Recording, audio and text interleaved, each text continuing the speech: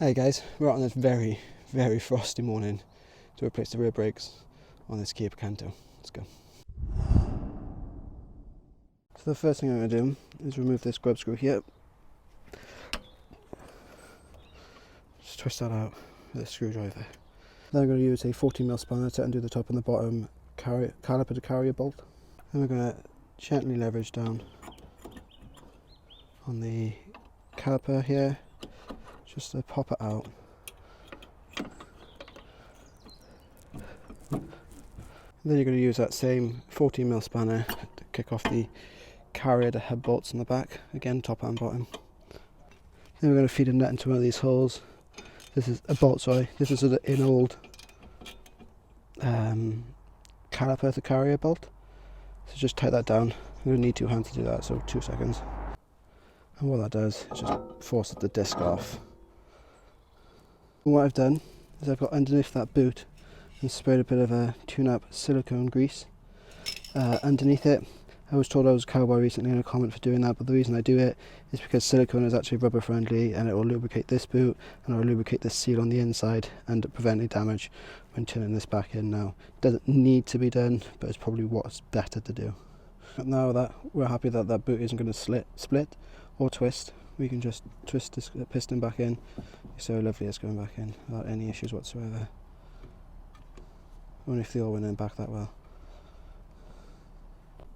Now what I've done is I've got my wire brush and I've cleaned up all in here. So this is a particular brake wire brush.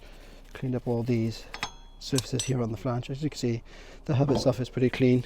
Because I'm a little bit OCD about how I do brakes, I've taken the pins out, as you can see, and I'm going to run an internal wire brush down inside those bores just to clean it all out. So a little squirt of brake cleaner in these just to clean out any grease that's left behind. And then I've taken a wire brush to the surface here because you also want that to sit flush. You see the difference.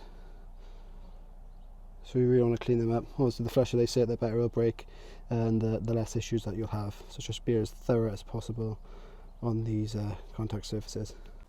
Now what we've done is pop these clips off, cleaned it all up with a wire brush and a brake file. And then we've lubricated where the shim will go back. And being today we're fitting genuine Kia parts, it comes with all new shims needed to refit it. So just bang that on and repeat on the top one. Now that's all cleaned up, all greased and lubricated, we're going to take our pin, wipe it with some blue roll and apply some fresh rubber grease to it. And then we're just going to slide it in.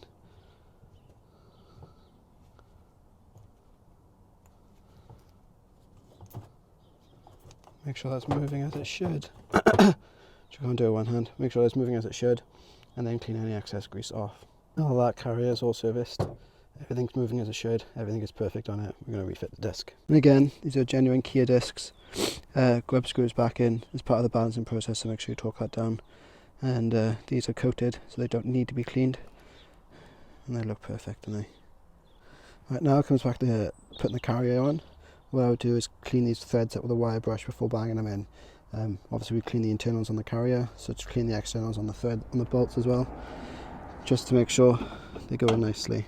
Hop over to E3 Technical, get the tightening torques for these carrier the hub bolts, and tighten them down to manufacturer specification. Again, we are fitting genuine Kia pads today, pads and discs.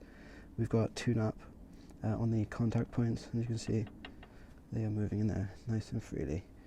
So let's get that caliper back on. So before fitting the caliper, you need to get these spring clips back on, and now we can fit the caliper. With that on, you get these caliper to carrier bolts hand tight. I'm going to hop over to E3 Technical and torque it down to manufacturer specification.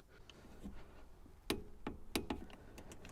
we're going to apply a bit of tune-up brake grease to the centre flange here, to stop the wheel from seizing onto it. You want to do it all the way around.